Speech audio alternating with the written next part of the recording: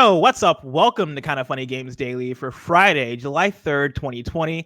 I'm one of your hosts, Blessing Adeoye Jr. Joining me is the host of P.S. I Love You XOXO, Greg Miller. Hey, Blessing, how are you this day? Thank you, Kevin. It's always nice to guest on this show. Greg, thanks for coming through. We appreciate you gracing us with your presence. Hey, man, I was able to get it into the schedule. No big deal. Just a, big time internet person over here. Greg, today's Friday. What are you playing this weekend? Ghost of Tsushima, of course. I can't tell you if it's good or bad, but I can tell you that we are playing it for review. And I'm going to be playing that nonstop probably. You? Any other? I'm also going to be playing Ghost of Tsushima. I got to catch up on Iron Man. Now that that's actually out, we can talk about it all we want. We talked about it yesterday. Sure. But I'm still very early in that game. Still trying to figure out. Dude, you got the thing. I'm ready, man. Game provided by PlayStation. They sent it to us. I don't need the feds. You want me to get it? I got it somewhere.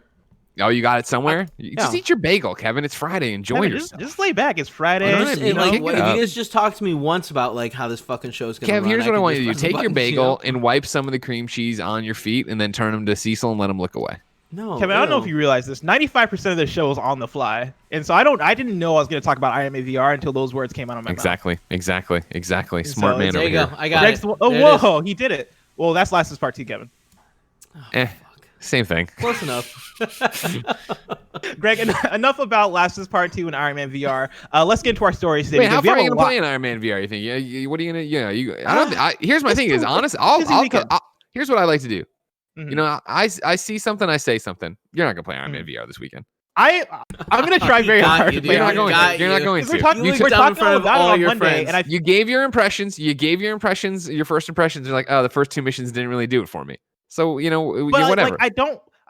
Here's the thing. I think there's a chance that if I play more, it might grow on me more. And if that chance is out there, I want to take it because we're gonna have the conversation on Monday. Yes, I love you. I'm gonna review it. Miller. Yes, I love you. XOXO. Can I give him the stamp of old foginess? Sure. There you go. There it is. He's stamped old fogey. Which show is that from? It's got to be a KFA thing, right? Is that a KFA thing, or is that like an Internet Explorers? Internet Explorers. We haven't done it. Corey sent it to What else do you got? Well, what other graphics do you have for other shows that we can apply to this show? Oh, the Corey effect! I haven't seen that in months. I just brought those in. That's why. Beautiful. I love it a lot. Dude, all right, cool. That's really exciting. Okay, well, enough about Nick's old fogey graphic and Cool Greg effect. Greg, let's talk about Evo getting canceled. Big things popping off at Ubisoft and more, because this is Kind of Funny Games Daily each and every weekday at 10 a.m. live right here on twitch.tv/kindoffunnygames. We run you through the nerdy news you need to know about. If you're watching live, you can correct us when you get stuff wrong by going to kindoffunny.com/you're wrong. If you don't want to watch live, you can watch later on youtube.com/kindoffunnygames, roosterteeth.com, or you can listen later on podcast services around the globe by searching for Kind of Funny Games Daily. To be a part of the show, at the patreon.com/kindoffunnygames, where bronze members or above get to write in, and silver members or above get the show ad-free with the exclusive daily post show.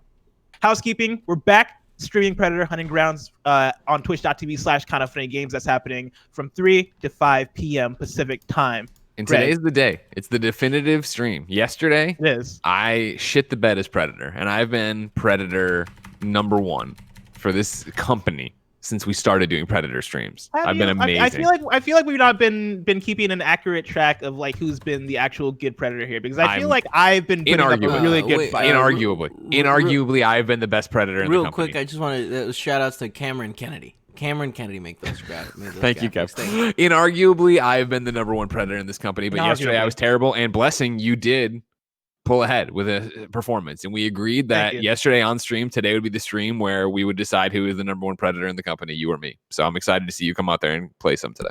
I'm excited to show off my skill. Trying to run away. Yeah, that's why he's trying to run away. If you didn't know everybody, behind the scenes, Blessing was like, I gotta do some stuff and catch up on some work. I don't know if I can stream Predator today. I'm like, sounds like a coward.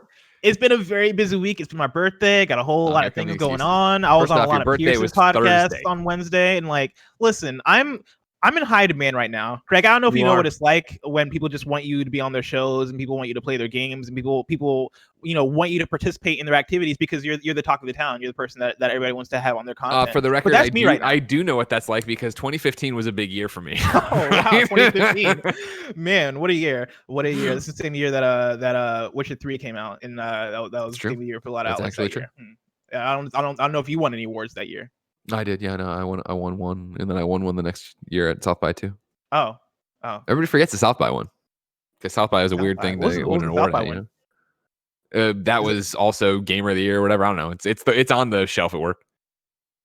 It's pretty cool. That Predator Hunting Ground stream, of course, is sponsored by our friends at Ilphonic. So show up, have fun, do all that good stuff. Thank you to our Patreon producers, Mohammed, Momo, Blackjack, or Mohammed and Blackjack. I guess we have new Patreon producers because it's a new month. It is a new month, July 3rd. Today we're brought to you by Brooklinen, but I'll tell you about that later. For now, let's begin with what is and forever will be the Roper Report. It's time for some news. We have 7 stories today. Baker's dozen. Ooh, I like that, Kermit the Frog here. Starting with our number 1, Evo has been canceled. This is Jon Porter at The Verge. Fighting game tournament organizer Evo has canceled Evo online and removed its co-founder and president from the company after serious allegations surfaced about his past behavior.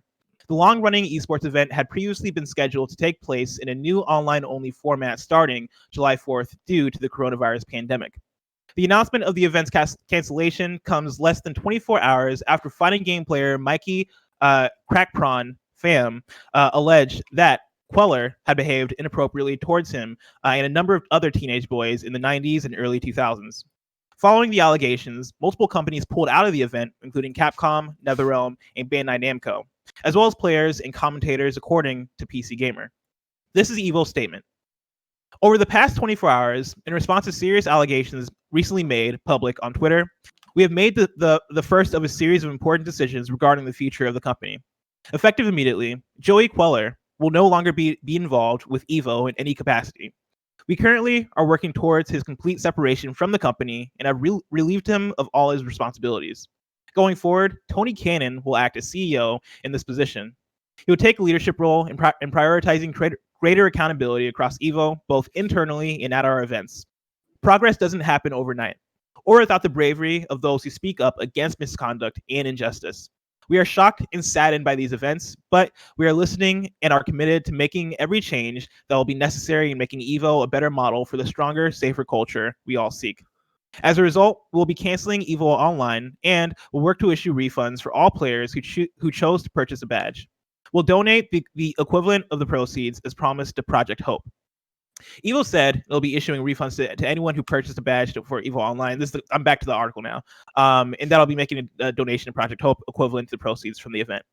Now, Greg, this was a huge thing that broke yesterday, pretty much, as all the different companies were posting their statements. And if I can, like, it broke at the speed of light. Like, it was literally we did the Predator Hunting Ground stream. I saw during it somebody said something about one of the companies leaving.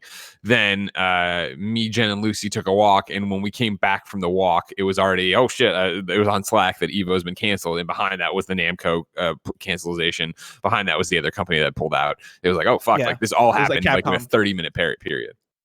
Yeah, exactly. It was like within the course of 30 minutes where everything kind of went down and Evo was pretty quickly canceled, which is huge, which is a crazy thing because if you didn't know, Evo is the biggest fighting game tournament that happens yearly. Evo is an event that I've been looking forward to attending, and with coronavirus and all this different stuff, right? Like that all kind of derailed. But so many people in the fighting game community and within the different communities within the fighting game community look forward to Evo as the big event to kind of bring everybody together in Vegas for the year to face off and congregate and all these things. And so this is wild. This is wild, especially because Evo Online was supposed to start, I think, literally this weekend. Like, I think it was literally supposed to start tomorrow. And so for all this stuff to go down like this is pretty wild. And this also follows a number of allegations that have rocked the Smash Brothers community. And I'm going to pull from Brian Lover at Screen Rant to get the breakdown of that. So Brian Lover writes here: multiple prominent members of the competitive Super Smash Brothers community have been accused of sexual assault, in several cases against minors. The accusations are just the latest in a wave that's been sweeping all corners of the games industry in recent weeks. The most recent round of accusations comes from young people involved in the Smash Brothers community, or Smash Brothers competitive scene, speaking up on Twitter, several of whom say they were assaulted by other members of the community while they were underage. Troy, Puppe, I'm going to say Puppe, Wells accused Cinnamon Senpai Dunson of assaulting him when he was 14 years old. Captain Zach Loth accused Nairo Quezada of not only assaulting him at age 15, but also attempting to bribe him to keep quiet about the abuse. Richard Kaitaro King Jr. admitted to assaulting 16-year-old Shiva at a party after allegations surfaced. Caitlin KT Dominant Redeker accused D1 Maingret of assaulting her on her 18th birthday. The stories coming to light from the Super Smash Bros. Competitive community highlight the serious need for reform there and elsewhere in gaming. Event organizers and platform holders owe it to everyone in their community to create a space where abusers can no longer prey on vulnerable people and where those who have been victimized will be believed and protected. The Super Smash Bros. Community is by no means the only place where these reforms are needed, but as a space with so many underage members, organizers urgently need to do better to protect them and root out predators. And 100%. I think that last part of that write-up, I think, sums up this whole situation, especially with the Super Smash Brothers stuff, especially with how young that community is, like, in terms of the literal age of the community members. Like, that's...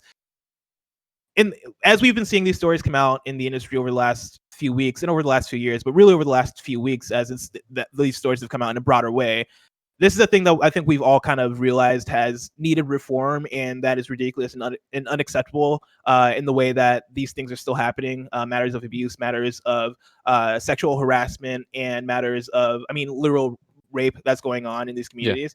Yeah. It's been a thing that we've realized is the problem. But I think this situation right here with what's going on in the Smash Brothers community is even a bigger magnifying glass on. Yeah, this is such a problem that it's even a problem with minors here. Like, it's not just an adult problem. We're having problems across the board. You figure it's an even bigger problem with minors, right? I think when you hear all these survivors coming out from different parts of, we'll say, the games industry right now, obviously Me Too and a million other movements, but for what we're talking about, and we see it being the people that you may know on Twitter, personalities, people working on the other side of games that are more just, PR or marketing or whatever, making the games, right? And you see these, what I would say, full-blown adults, right, who are being pressured into these situations, or didn't know what to do, or didn't expect someone to turn on them that way.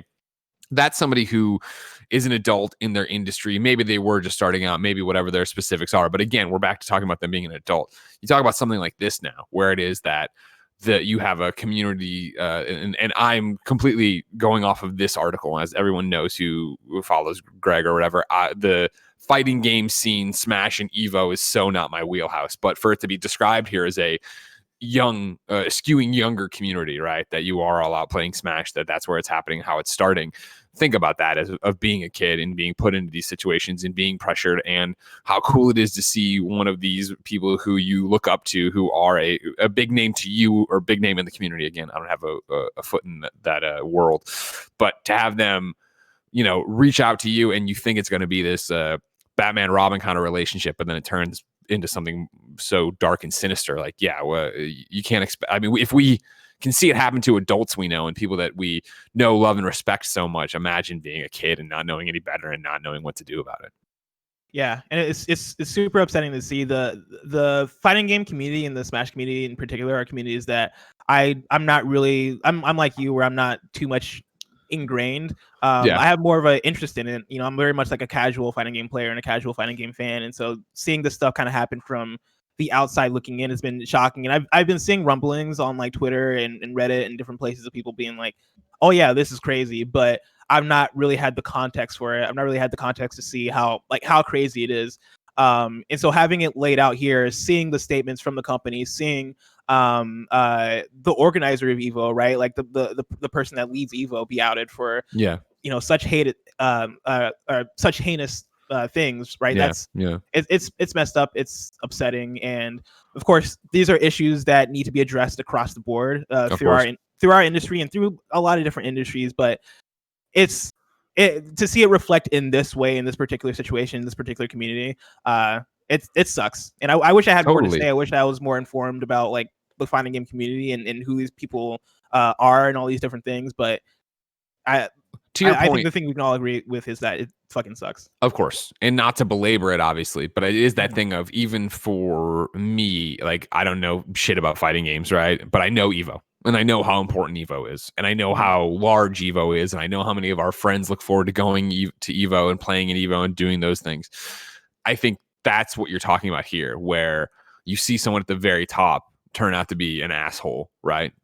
Be a horrible person. And then that is not only them being an asshole and fucking up a whole bunch of victims' lives, it's then them having their name attached to something that was a shining spot for so many people. It was, the thing they look forward to every year, and to see that now tarnished, and to see now that community wrestle with that, and to see now that domino out, and to see that, like you're saying, it was supposed to be this weekend. I'm sure a lot of people you look at last week, and I'm sure a lot of people, as things have been bad and you're in self-quarantine and the Black Lives Matter movement, and then last week with the more sexual harassment stuff, I'm sure there were so many people who were like, this sucks. I'm looking forward to just getting to Evo, and then to have Evo canceled because of one guy, or not even one guy, I shouldn't say that, but the guy at the head of it, this Smash Brothers stuff. Like, don't get me wrong, this needs to happen. You need to clean out all the fucking assholes and creeps in the fucking world. But I understand too that, like, there's these ramifications that are obviously the survivors and victims, then obviously the people who just want to be it. And then you do have these questions of,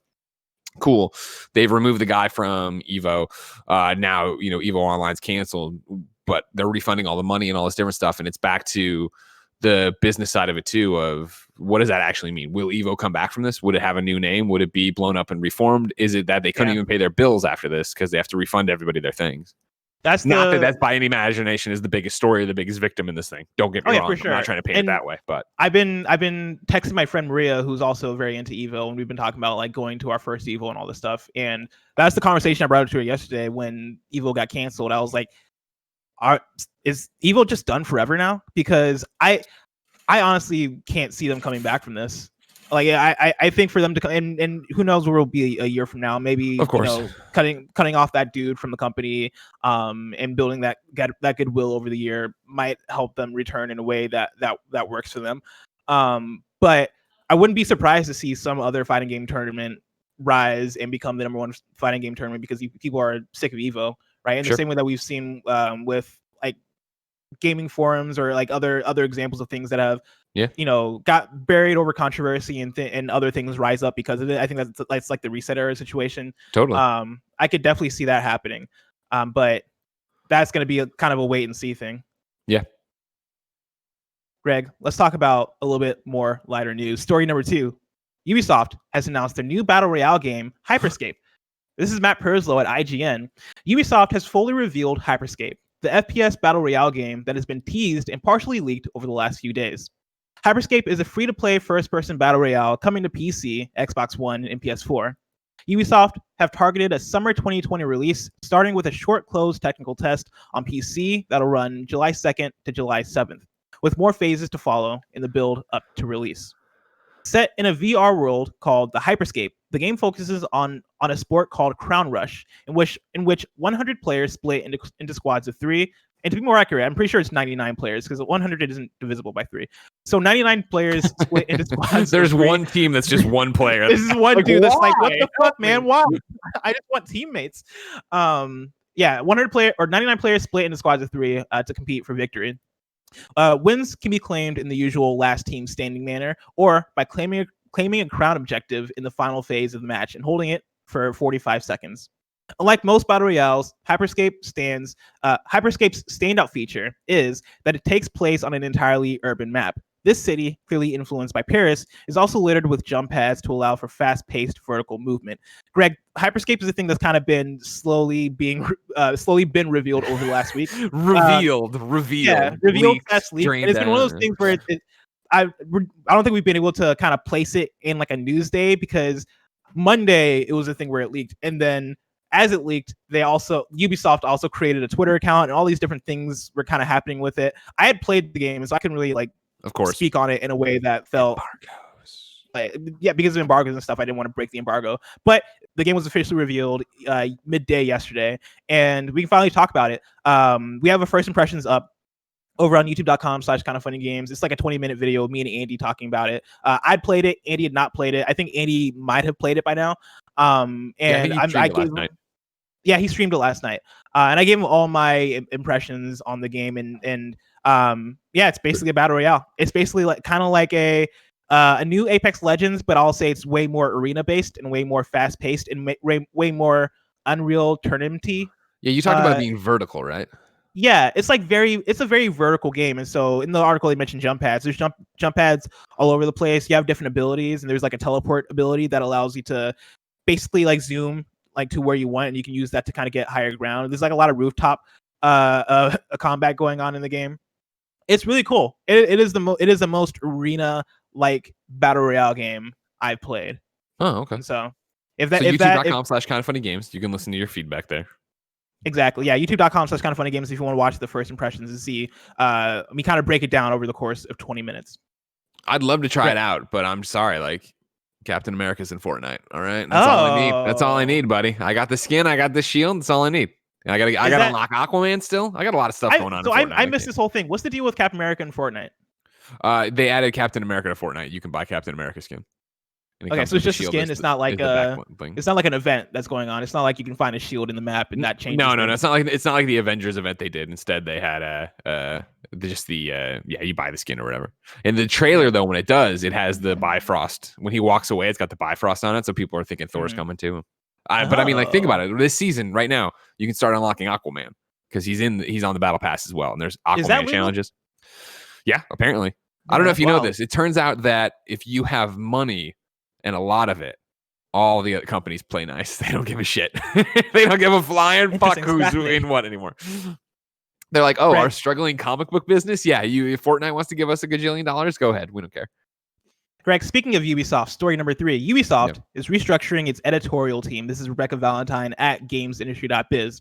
Ubisoft CEO Yves Guillemot has shared an internal letter to all employees that outlines actions the company will take in response to a recent wave of abuse allegations directed at multiple Ubisoft senior employees. In the letter, Guillemot begins by saying Ubisoft will revise the composition of its editorial team, which it recently restructured in January. This comes on the heels of accusations against two of the team members, Tommy Francois and Maxime Belland, who have reportedly been placed on administrative leave. To recap, because we talked about the editorial team very early in the year as they were structured at the original time. So to give a recap on what the editorial team is, I have an article from Andy Robinson at VGC who writes, 2 decades, the creative direction of Ubisoft's games and IPs has been overseen by the editorial team, a Paris-based group of around 100 designers and producers who advise on everything from game design to script writing. While they don't create games themselves, the team has a huge impact on the development teams across the company. Historically, editorial's influence has resulted in a cohesive vision across all Ubisoft titles, with learnings from one project feeding into the next.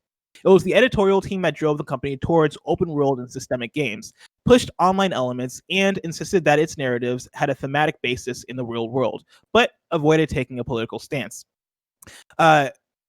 Greg, this is good news to see that they're restructuring the editorial team and making it more diverse. In that same VGC article where they talk about the original restructuring, they had like an image of the editorial team, and it seemed like it looked like it looked like the least diverse group of people that you could look at. Dudes. And like, it's Paris, I guess, like it being centered in Paris maybe has something to do with it. I don't know, sure. But it was very not diverse, and so to see them kind of restructuring it is good news, especially for a team that is in charge of the creative direction across all the different projects. I feel like if you want any team to be diverse, it would be that team. Because like that's the team that's gonna be in charge of making sure they're the top, right? They're making decisions that then trickle down, that then guide where the games and the company is going. Exactly. And so like when you have a team like that that's responsible for creative direction and responsible for being the driving force of what's the next Far Cry game going to look like and be, or not the driving force, but like one of the main voices in what's the next Far Cry game going to be, what's the next Watch Dogs game going to be. I think you wanted as many different varying mindsets and opinions and types of people in there as possible, so that you can make sure you don't leave any stone unturned in making sure that those games end up varied and interesting and diverse. Did you, and I know that obviously it's been breakneck week here in terms of reviews and events and first impressions and shows. Did you read the entire letter from Yves Guillemot that Rebekah references here? No. Ubisoft put it up yesterday. That's where I first heard about all this. I'm going to pull some things from it if you don't mind, because it's larger than just this. I'm going to read the intro and then I'll start paraphrasing a bit, right? But over on news.ubisoft.com, they put up this post that says, "Change starts today."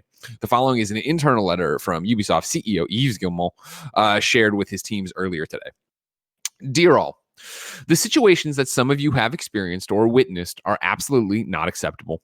No one should ever feel harassed or disrespected at work, and the types of inappropriate behavior we have recently learned about cannot and will not be tolerated.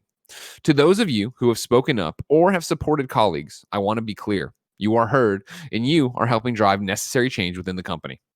We have significant work to do to improve the ways in which we operate and collaborate, and I am personally committed to ensuring that we make these fundamental changes.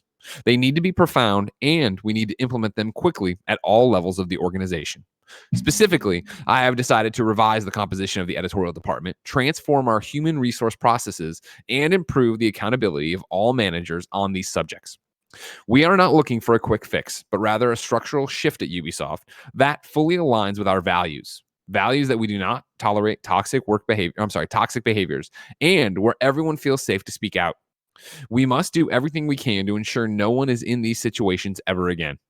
With this in mind, I am also putting in place a series of initiatives that will serve as a roadmap as we listen, learn, and act. I will need everyone to work together to build and implement them so that respect for others remains one of the pillars of Ubisoft's culture." So then his bullet point things that have descriptors here. I'm just gonna read the bullet points though, right? Appointment of a head of workplace culture, employee listening sessions at all locations, launch a global employee survey, ongoing investigations into allegations, comprehensive review of policies and procedures, diversity and inclusion. And then, so all of those have longer things written to them or whatever. But again, as you pointed out, right, on the heels of both, as Rebekah wrote, right, this comes on the heels of accusations against two of the editorial team members, Tommy and Maxime, who have reportedly been placed on administrative leave. Remember, there was also all sorts of people, I think, way down the totem pole, including PR, including influencer relations, there's a whole bunch of people who have been named. Ashraf, the creative lead of Ashraf, I forgot all about, who stepped down from Assassin's Creed, right? Like, there's a lot going on that was rocking the boat at Ubisoft as all these allegations came in, and I think people had been looking for something from them. I don't want to say public opinion sway really quick, but it was all of a sudden like, man, shit, fuck, is Ubisoft really fucked up? Is it, especially being the editorial department, being people at the top of the company, and then it was trickling down kind of thing. I thought this was a well structured letter from Yves. Obviously, everything in these situations is all talk until it's executed upon. But I thought, we're talking about blowing up the editorial team, making it more diverse. That's a great step. I think, admitting that you have this, being there, the listening stations, all good stuff. Yeah, and hearing them talking about restructuring things and making sure that they're able to kind of break down the systems that are allowing all these unfortunate situations to take place. Those are the things that I think I like to hear. So that's all good stuff there. It all from Ubisoft is it's been interesting for me to see, because I think before all this, I kind of looked at Ubisoft as the company that's doing it right. Like, I looked at Ubisoft as we all hate on EA, we all hate on Activision, we all hate on these other companies. Ubisoft, they're the guys that that have their shit together. They're the guys that seem to be doing all those things right. And honestly, I think for me, this has been kind of an eye-opening example of, no, man, this stuff can happen everywhere. This stuff can happen anywhere. This stuff can go down even at the places where you think shit is together. This stuff can be systemic when you don't even realize it. And so I think that's I'd like to think the main takeaway from all of this, and it won't be for everybody, but in general, to your point, is that the fact of the matter here is that no matter what the company, no matter what they're doing, it's run by and staffed by humans, and that inevitably means that the humans are going to fuck up at times. and they're going to be terrible humans at times, because obviously I'll be very clear, that's not sexually assaulting someone as an, oh man, I fucked up. No, you're a piece of shit. But you understand what I'm saying, that like bad things are going to happen. And I think that it's so quick to turn on it and be like, oh, right, this company's doing it right, but this company sucks. When in reality, people who suck are at both companies, period. And it's that thing of, it's up to the people who don't suck to figure out a way to make it safe for people who don't suck to work there, and get rid of the people who suck when they out themselves as sucking. Because no matter what, you can hire somebody and bring somebody into your team and think they're great, and then find out down the line, oh my God, you're a piece of fucking shit. And you have to be able to make the moves, right? That's what I think people are always crying out for when you look at like the Riot situation, right? It's the fact that, oh my God, you're a fucking piece of shit, but you're high up in the company. So, all right, take a 6 months leave, whatever, go and do this thing and then come back and don't do it again kind of shit. That's when people are like, what the fuck? It's when you actually take action, right? And you actually move on things that matter. Exactly. Greg, let's keep talking about publishers. Story number 4. Other publishers are my favorite topic. Publishers. Other publishers are considering raising their game prices for PS5 and Xbox Series X. This is Christopher Dring at gamesindustry.biz. Other game publishers are considering raising their prices of games for the PS5 and Xbox Series X, says games research firm IDG Consulting. It follows the news that NBA 2K21, which we talked about yesterday, will be priced at $70 on the next gen consoles. $10 more expensive than it is on the current devices. Speaking with gamesindustry.biz, IDG president and CEO Yoshio Osaki says that game pricing has remained flat since 2005, whereas TV and movie pricing has increased significantly. Quote, the last time that next-gen launch software pricing went up was in 2005 and 2006, when it went from $49.99 to $59.99, and these are US dollars, at the start of the Xbox 360 and the PS3 generation, he says. During that time, the costs and prices in other affiliated verticals have gone up, end quote. Osaki says that next-gen console game production costs have increased by 200%, have increased by 200% to 300%, depending on the IP, studio, and genre, but the prices have remained at $59.99. Meanwhile, cinema ticket prices have risen 39%, Netflix subscription costs have gone up 100%, and cable TV packages have risen 105%. Quote, even with the increases to $69.99 for next gen, that price increase from 2005 to 2020 next gen is only up 17%, far lower than the other comparisons. While the cost of development and publishing have gone up, and pricing in other entertainment verticals have also gone up substantially, next-gen software pricing has not reflected these increases. $59.99 to $69.99 does not even cover these other cost increases completely, but does move it more in the proper direction. He continues, quote, IDG works with all major game publishers, and our channel checks indicate that other publishers are also exploring moving their next-gen pricing up on certain franchises for the same reasons outlined above. Quote, not every game should garner the $69.99 price point on next-gen, but flagship AAAs such as NBA 2K merit this pricing more than others, end quote. Greg, how do you react to this information that it seems over the years video game pricing has not gone up as much as it should have comparatively to other types of entertainment? I mean, we talked a little bit about it yesterday, right? But I agree. I think that this is, again, one of those, this is the tough pill to swallow meme, right? Of like, yes, this is the dollars and cents of the video game industry that, yeah, as they point out here, it was that PS3 360 generation where we saw $49.99 to $59.99. And it made sense. And then it hasn't moved, in 14 years, right? Or whatever. Like, yes, games cost more. Teams are bigger. Games take longer. There's a million different things going on. If it's that whole thing of like, even, and this is maybe a dumb example, but maybe it's not. I don't know. But you think of like Gustavo's score for The Last of Us, right? And how incredible and amazing that is. I beat Iron Man VR and I sat through the credits and it pops up with, I'm blanking on it, but one of the Philharmonics, I want to say maybe the Polish one. They had an actual, like, for this game, for Iron Man VR, an orchestral soundtrack that they hired you know what I mean? Like, there are all these parts that we want in a video game to make video games feel like these, and not every game, big games, that we want them to feel these, huge momentous occasions. And that is a thing that costs money. And I do understand what they're talking about here. And I understand that I'm always labeled when we have these kind of conversations as the pro corporation guy, but it isn't that. It's I think I'm the pro reality guy of like what it actually costs to make a AAA game and get where you want it to be and what that means. Because I think when you talk about,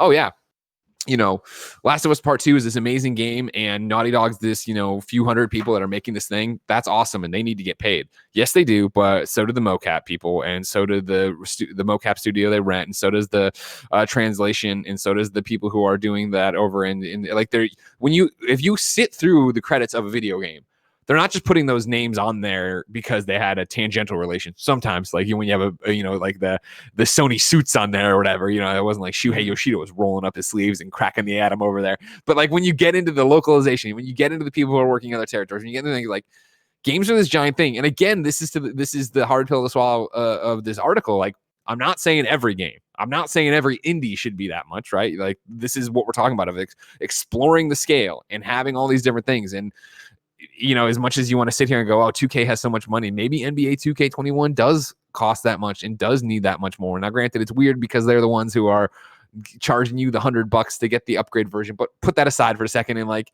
licensing and scans and all this other shit they're doing too. Like there's so much going on in games these days that it might be time for that to go up, and that the games are, with inflation and all this other shit, cheaper than they've ever been or whatever. So they need to actually go through and commit to this to keep the art form going and have those AAA experiences be what we want them to be.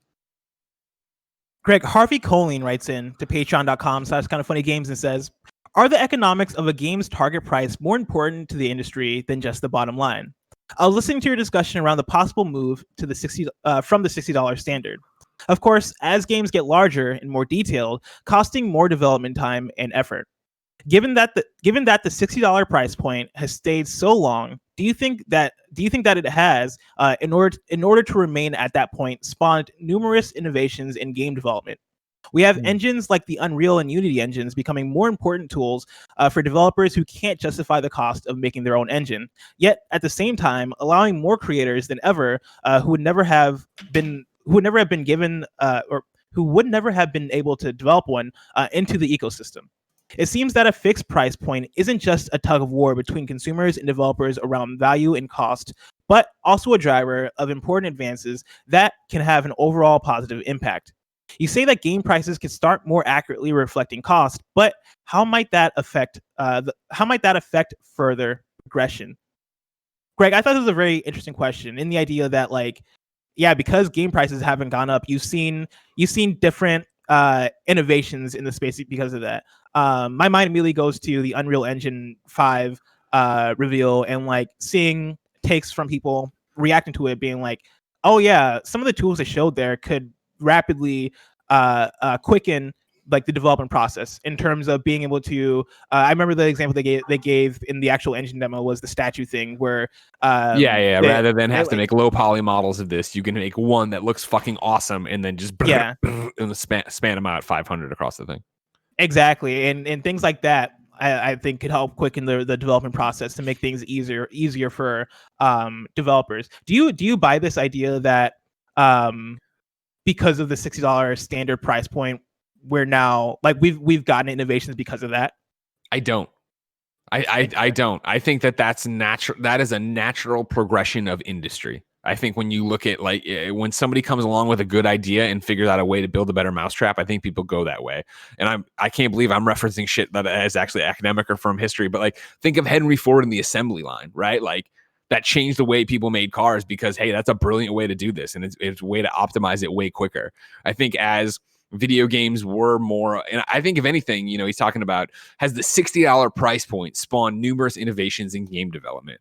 I would say no. What I think spawned numerous innovations in game development is the internet and the digital age and how easy it is to share and stream and do things and have it all over. I think when you're sitting there talking about some, developer A in Poland in the late 90s, mid 90s, making a game on their own engine. They just made their own engine because they thought it was the way to do it. And over here, there's somebody else making their own engine in there, and it was proprietary, and it was this, and you were exclusive, or you weren't owned, and you weren't doing this thing.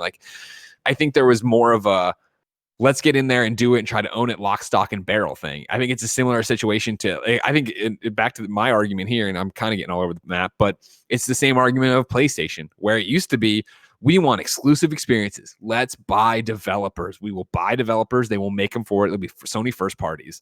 And we've seen that fall away right now because it is smarter to go, you know what? Fuck, I don't want to buy 13 more developers. Instead, let's partner with Camouflage, have them make Iron Man VR. Let's partner with Bluepoint, have them make Demon Souls remake. Let's, before we bought them, partner with Insomniac, have them make Spider-Man. Like, it is this thing where you can get the benefits without going through the thing. And I think that's just wising up to where we are and how you share information and how you go. And I think the fact that Epic was able to come out and be like, hey, and I don't even mean Unreal 5, I mean in general, Unreal, make that and put it on the grand stage and have people go like, oh, cool, that is a cool way to make games. And the way it's snowballed and gotten better and gotten everywhere, I think that's part of it. I think you talk about like, is the $6 what spawned the innovation here?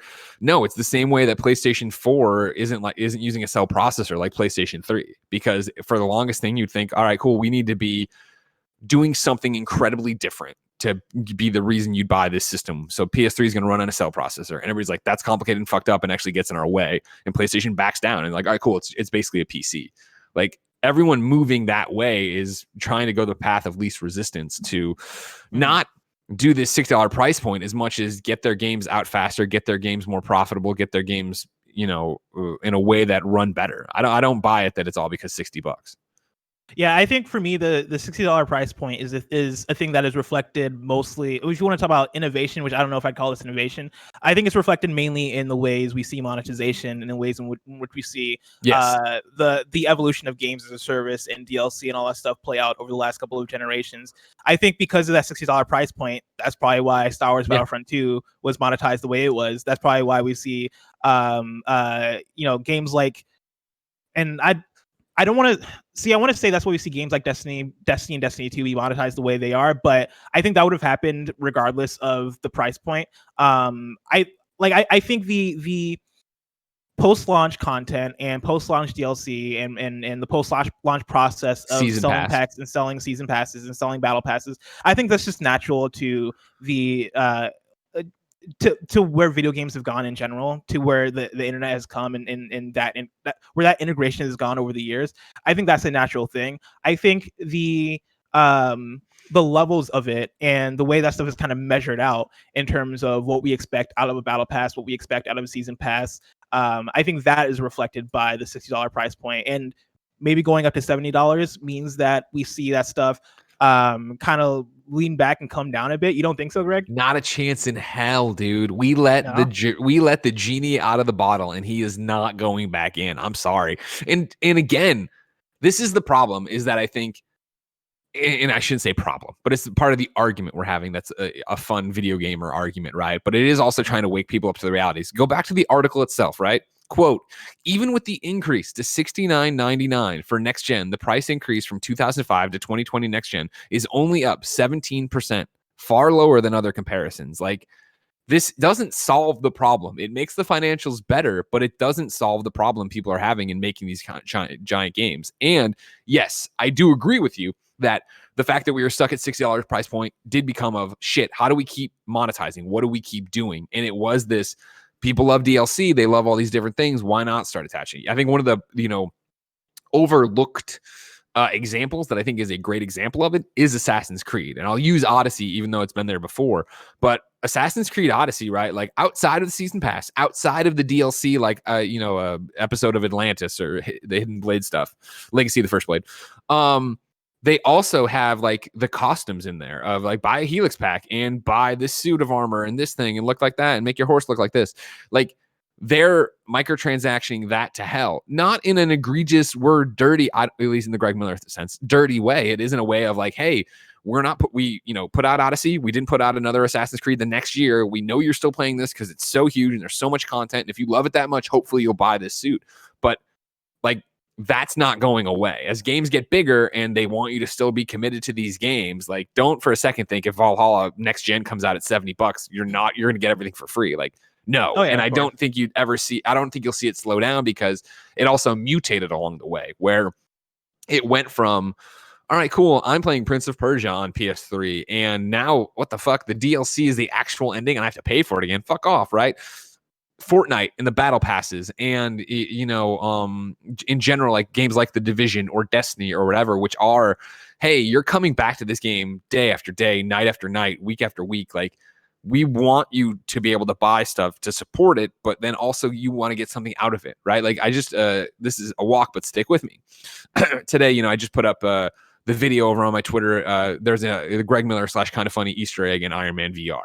I put that up and then made a joke about being in the Avengers as well. And somebody responded to it with my tweet of like, I'll buy all the skins when I said that watching the Avengers thing, right? And I still feel that way of like, if I get into Avengers and like Avengers and want to play Avengers, if they keep putting out cool Cap skins and Iron Man skins, I'm gonna be like, yeah, sure, here's $5, here's $5. They fucking, I haven't played Fortnite in 2 seasons, right? But they put out a Captain America thing. I'm like, motherfucker, go buy it. And I know I'm gonna play to get the Aquaman thing. Like, I personally look at that and don't say, look at these thieving bastards. I look at them and go, man, awesome for putting something I care about in that game that you are still doing, that I could still play for free, that I could run around in a default skin and fuck around with. Like, this is the push and pull, but I've seen people in the chat and in comments and always say, like, if they go to $70, fine, but they better dial down microtransactions. Not a fucking chance. You know what I mean? Go ahead and hold your breath. I'll see you in the hospital.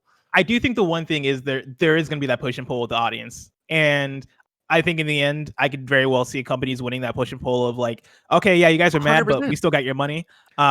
This is exactly what we're always talking about. It's back to my Epic Game Store argument of like, everyone was so up in arms for 6 months about it, not even, probably 3 months about it, and then it just became the thing, and now nobody ever talks about it. Nobody gives a shit. It's the same thing here, where people are gonna be mad that it's $70, then they'll get over it. Then the first egregious NBA 2K 2020 or 2K22 will come out, and it'll be, I'm just talking about future one though.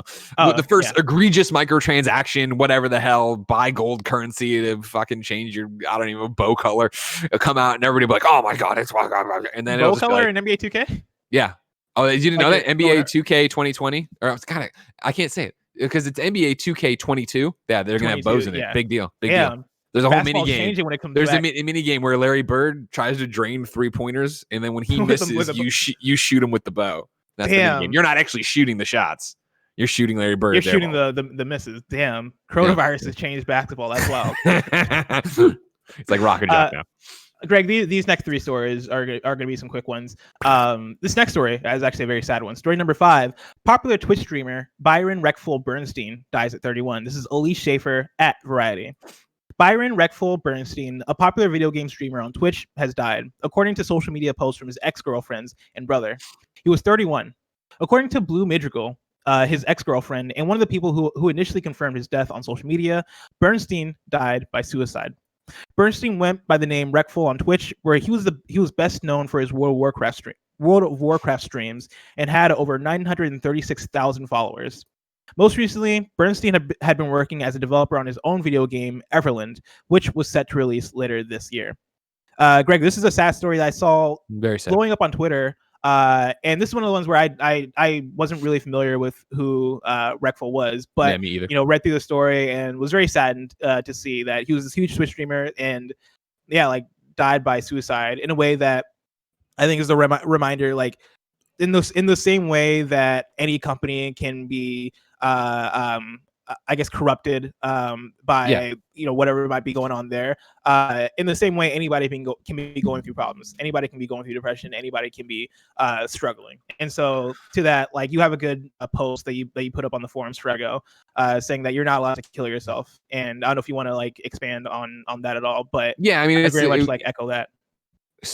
On Wednesday, I think it was, Nanobiologist wrote in with a squad up that was also about a different video game personality streamer who themselves, and the idea that if you ever need to hear it, you matter.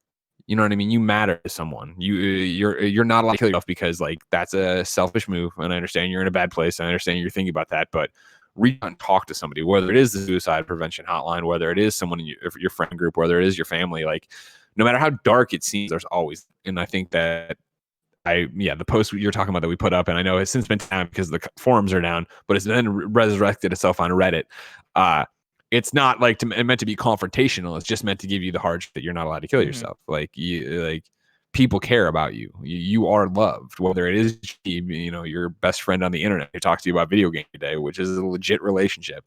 Like you can't do that. You have to try. You know what I mean? And I know that's Yeah. hard to hear, and I feel like people don't hear it, but I know the fact that letter has been brought up to me so many times, whether it be at meet and greets or emails, or usually when somebody's hugging me at a meet and greet, they whisper it in my ear that helped them. And so I know that it helps people. And so I need people who are listening to this to know that. And I'm not saying that it's easy, and I'm not saying that of course you're weak for not feeling like this. And I'm just saying that you're not allowed to kill yourself. You have to exhaust every fucking opportunity before I want you to even think about that. And I assure you, you have not exhausted every opportunity to do that yet. Story number 6. My Friend Pedro is getting a TV adaptation. This is Rebekah Valentine at GamesIndustry.biz, who GamesIndustry.biz is having a pretty good episode. Rebekah Valentine is having a pretty good one. Yeah, Rebekah Valentine's killing it. So shout out to Rebekah Valentine. Dead Toast Entertainment Shoot 'em Up. My Friend Pedro is getting a TV adaptation through a collaboration with Legendary Television, 87 North, and DJ2 Entertainment. The project is planned as a half-hour R-rated dramedy and will be led by John Wick writer and creator Derek Kolstad as both writer and executive producer. He'll be joined by John Wick co-director David Leitch, who has also worked on Atomic Blonde and Deadpool 2, and who'll serve as executive producer. Very exciting stuff. I played My Friend Pedro. Yeah. I didn't really like it. So My Friend Pedro was a game I was really looking forward to, because from that first trailer, I was like, this is a me-ass game. I love the style. I love the humor. I like that Hotline Miami style, like, or not even Hotline Miami style, but like the arcadey shoot 'em up, Sure. like, ridiculous, everything's blowing up, that type of arcade indie game. That's my jam. Give all of them to me. And once I played it, I was like, all right, this is all right. Like, the controls are kind of janky. The gameplay wasn't as interesting to me. The characters and the wackiness I dug, and so I think to that I'll say I'm excited for this TV adaptation if this actually does come to fruition, because this sounds like something that actually won't make it to actual screens. But if it does, I'm gonna watch it, because I do love the world. I do love the wackiness. I do love the humor there, and I think there's something there if you want to make a TV show out of My Friend Pedro. So I'll be looking forward to it. Yeah, it's gonna be interesting to see what happens with it. I was the same boat where I played My Friend Pedro at preview events, and I was like, "Ooh, this doesn't feel great for me. Like, I'm not sure I'd actually dig this." And I want to say we got codes. I was reviewing something else, and then Barrett played it, and I remember him coming back being like, "I was really excited for it. It just didn't do it for me." And I was like, "Oh, okay." I never bothered going back. It was also like during this spree of Devolver Digital games that were of somewhat of a similar style, because I think before that we had gotten Katana Zero, and we had gotten Ape Out, and we had gotten Gato Roboto, and those were all games that I played, and I was like, these are game of the year level for me. I'm absolutely loving all these games. And then to play My Friend Pedro, I was like, okay, well, you gotta miss at some point. No offense to My Friend Pedro, but it just was not for me. And then our last story number 7, we might have been spot on with Giancarlo Esposito being the next Far Cry villain. This is Sherif Saed at VG247. According to a report from Game Reactor, Breaking Bad and Better Call Saul's Giancarlo Esposito is playing a role in the upcoming Far Cry 6. Game Reactor's article has since been taken down, but in a captured screenshot, it reads, and they talk about They talk about the rumors, or whatever, not even the rumor, the report that Esposito said he was playing a character in a game. Game Reactor says, now he doesn't say anything about what it is or who's developing it, but please allow me to spoil that for you. It's Far Cry 6. With Ubisoft Forward being just 10 days away, we probably won't have to wait long to see him in action either. And it'll be interesting to see the results of this new technology and approach. And so there you go. I'm also going to say maybe take that with a grain of salt. This article that was deleted. Yeah, this article from Game Reactor, which I'd never heard of Game Reactor, which was also deleted. I've heard of him. Okay, so you're familiar with Game Reactor, yeah, but it was deleted. I will say there was also a kind of a hint, kind of a tease, but kind of like not a tease from VentureBeat. Jeffy Grub, is that what we call him? No, it's Jeffy Grub. Jeffy Grub. He also kind of teased that, like, oh yeah, this is probably a Far Cry game. But well, he said that on Twitter yesterday, and then I saw this. You're right, in the Games Daily thing. Imran published it today, right? Of where it was the Jeffy Grub, who hasn't updated his byline. It still reads incorrectly as Jeff Grubb on GameSpeed over here. Fortunate. Breaking Bad star, and you said it's What is it? How do I say his name? Giancarlo. I mean, that's how I say. I probably have it spot like Giancarlo Esposito has to be the next Far Cry villain, right? And then it's just like, Yeah, it's just Jeff Grubb being like, come on, it's got to be it's Far Cry, right? I mean, I don't know for sure. Ubisoft hasn't even confirmed a Far Cry yet, but the publisher has the next entry in the open world map exploration game in the works. It's part of here's the thing. And then he goes, why? Here's why he makes sense for Far Cry. Well, no shit, Jeff. You know what I mean? Come on, we understand why it makes sense. Jeffy Grubb probably has inside information. He's doing this Sushi X kind of bullshit where he's like, oh, I'm going to act like I don't know, but I know. All right. And I got long hair. So it's probably him. And that's probably what it is. So you buy it. Oh, your thing unplugged. Oh, no. Greg's doing that. While Greg's doing that, I might transition to do the ad because we're getting very late in the show, and so I'm gonna put a pin in that. Greg, keep the do you buy it question in your mind right after the ad because I'm gonna ask you. But as that's happening, of course, Kind of Funny Games Daily, you can get the show ad free by going to patreon.com/kindoffunnygames. And speaking of ads, this episode of Kind of Funny Games Daily is brought to you by Brooklinen. Did you know that making small changes to your everyday life can lead to huge positive changes to your lifestyle? The right towel turns a bathroom into a spa. The right loungewear turns function into luxury. The right bedding turns a bed into a retreat. You know Brooklinen is the internet's favorite sheets, but they're also home to bedding, loungewear, towels, and more with over 50,000 plus 5-star reviews and counting. Kind of Funny loves Brooklinen. Their luxury products at a low price, and Tim loves that he can get the right colors to match his room. Brooklinen was the first direct-to-consumer bedding company that worked directly with manufacturers and directly with customers. No middleman, just a great product and service. All luxury products without the luxury markup. Brooklinen.com is the perfect place to start making small changes that make big differences. Brooklinen is so confident in their products that all their sheets, comforters, loungewear, and towels come with a lifetime warranty. Go on, make yourself comfortable. Get 10% off your first order and free shipping when you use promo code GAMES only at brooklinen.com. Brooklinen, everything you need to live your most comfortable life. Greg, do you buy that Giancarlo Esposito is the next Far Cry villain? Yeah, sure, why not? I think it's either got to be that or it's got to be a Call of Duty. I'm not putting the guy down. He's using Payday, but I feel like, we for a name that big, you know what I mean? And he's talking about it being a big crazy game with new acting or whatever. Makes sense to me. I think it's gonna be in the next Breath of the Wild too. That's my guess. I put it in the bank. Link, that's my guess. Up. Take it to the bank. Greg, I don't have a Giancarlo Esposito impression. As I went to link GitHub, I'm trying to think of how does Gus talk in Breaking Bad. I got sell the meth. I don't know. It's been a while since I've seen Breaking Bad. No, yeah, sell the meth link. It's been a long week. It has been a long week, Greg. I'm really excited to see who Giancarlo is actually playing in whatever video game he's playing in, but that's so far away.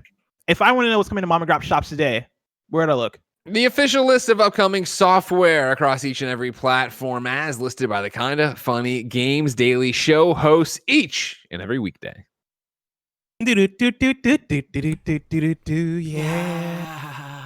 Out today, we got Clash Force for Xbox One and Switch, Demolish and Build for Xbox One, Marvel's Iron Man VR for PSVR, Alphadia Genesis for Xbox One, Singled Out for Switch, Infamy for Switch, Ghost Grab 3000 for Switch, Monster Blast for PC, and then Unicorn Dream for PC. New dates: Horizon Zero Dawn Complete Edition is coming to PC. Who would have predicted it? Epic Game Store on August 7th. Who would have thought? Not me. Kept secret. Not me. We all knew this was happening.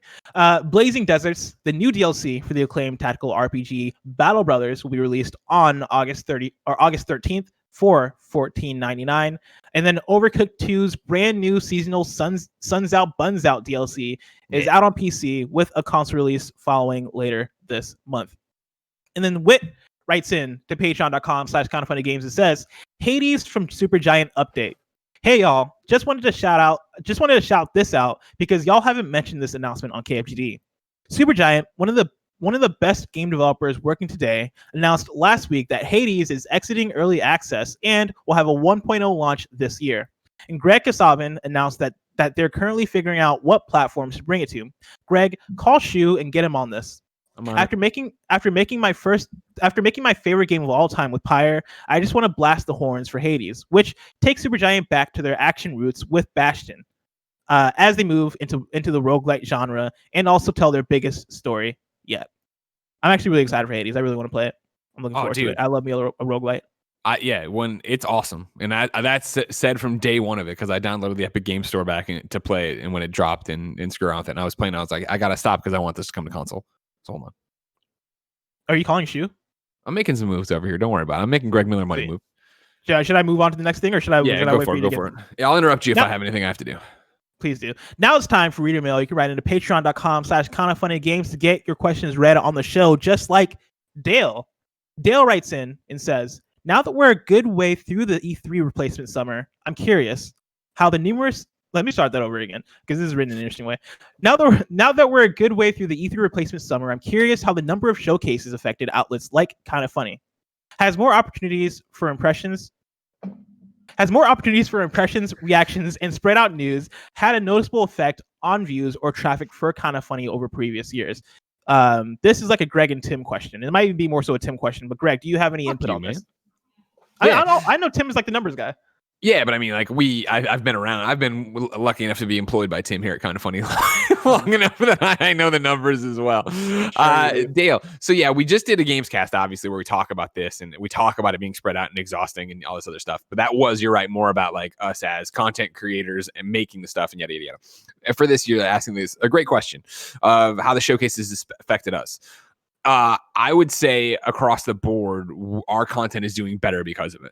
I think you know normally for us, E3 week is this, man, everything's, you watch Games Daily, you watch the other shows, you watch Gamescast, you see the numbers we're usually getting. E3 usually spikes them up into the 100,000 range, which is crazy, or at least the 75,000, which is just outstanding numbers for a site like ours, or a YouTube site like ours. Podcast is a different story.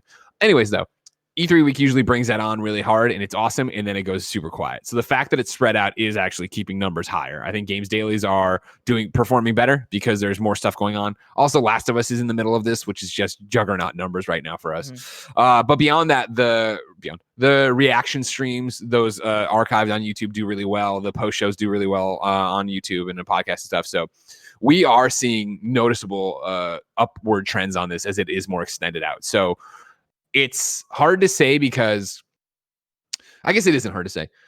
Kinda Funny as a company and YouTube video brand, right, is doing better because of this elongated E3. Because we would have these kind of numbers on the E3 videos that we would be doing during E3. However, we wouldn't be doing as many.